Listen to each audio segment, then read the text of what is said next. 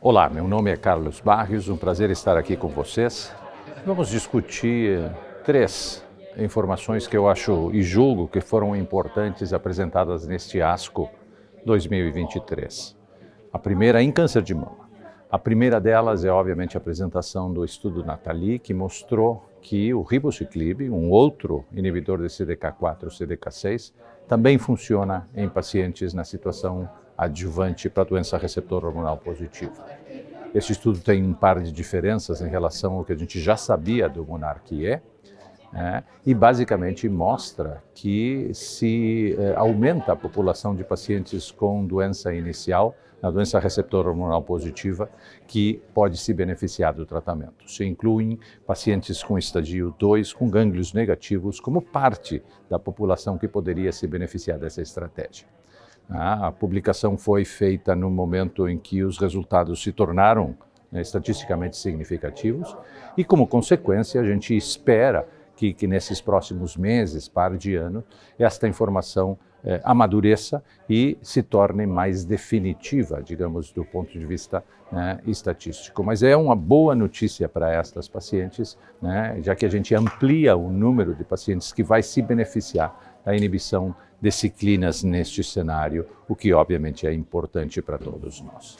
O segundo abstract que eu vou mencionar é a atualização do monarquE, que foi concentrada na população de pacientes de mais idade e que mostrou que as pacientes de mais idade, como já tinha sido comentado, não só pela idade, mas também porque tem mais comorbidades, tem mais problemas em relação a um pouco mais de toxicidade e também um pouco mais de diminuição de doses, que é algo que a gente tem que cuidar nesse tipo de cenário. Mas o aspecto mais importante dessa atualização do monarquE é o fato de que se analisaram as pacientes que tiveram diminuição de dose e esse grupo de pacientes também derivou o mesmo benefício em PFS que as pacientes que não tiveram que trocar a dose, o que é algo absolutamente fantástico e nos diz que se a gente acompanha as pacientes de forma adequada, nós vamos ter o benefício, mesmo naquelas que eventualmente diminuem a dose, que chegam até 40% da população. Então,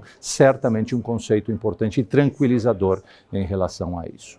Ainda na doença inicial, um abstract fundamental foi apresentado pelo Javier Cortés, que foi o FERGAIN, e que, sumarizando um estudo complexo, um estudo de prova de conceito, um estudo revolucionário, na minha opinião, extremamente criativo, abordou pacientes com doença HER2 positiva, que eventualmente são tratadas inicialmente somente com trastuzumab e pertuzumab, sem quimioterapia. As pacientes nessa situação que fazem um PET scan e esse PET scan mostra uma diminuição por RECIST, de resposta parcial, e uma diminuição do SV de 40%, mostra que essas pacientes têm, continuando somente com o bloqueio anti-HER2, 40%, 38% de resposta patológica completa. E essas pacientes de resposta patológica completa, elas não precisam de quimioterapia.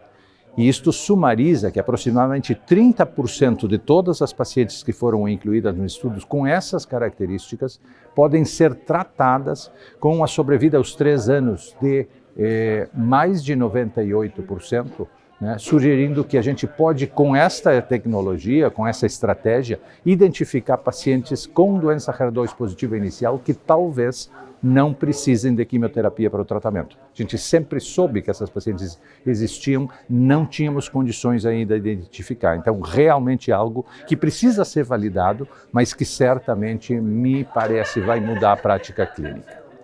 O último artigo que eu vou mencionar foi apresentado recentemente, agora algumas horas atrás, foi o estudo SONIA, um estudo dinamarquês, extremamente provocador e realmente também revolucionário. Nesse estudo, os investigadores trataram pacientes com doença receptor hormonal positiva metastática inicial e fizeram o seguinte: se perguntaram se a sequência de tratamento endocrino ou combinação com CDK4 ou CDK6 faz diferença.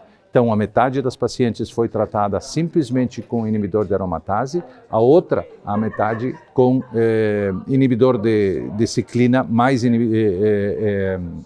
inibidor de aromatase. Na progressão, os dois grupos alternaram. Um grupo fez só fulvestranto e o outro fez inibidor de ciclina com fulvestranto.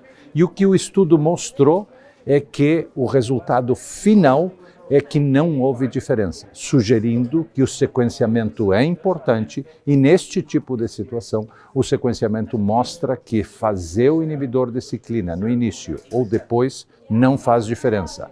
E o crítico disto é que a exposição ao inibidor de ciclina é menor quando a gente faz na segunda linha, de 24 meses para 8 meses, o que tem implicações em termos de toxicidade e, obviamente, tem implicações em custo. Então, este desenho, que é absolutamente revolucionário, algo que a gente não estuda normalmente, é algo que a gente vai ter que esperar a publicação, mas certamente tem a possibilidade de mudar a prática clínica de forma muito importante. Então, essas são as 4 apresentações que eu julgo mais importantes desta ASCO e espero que vocês leiam com mais atenção cada uma dessas apresentações e eventualmente discutam, porque essa discussão vai ser obviamente importante para a implementação dessas ideias na prática clínica.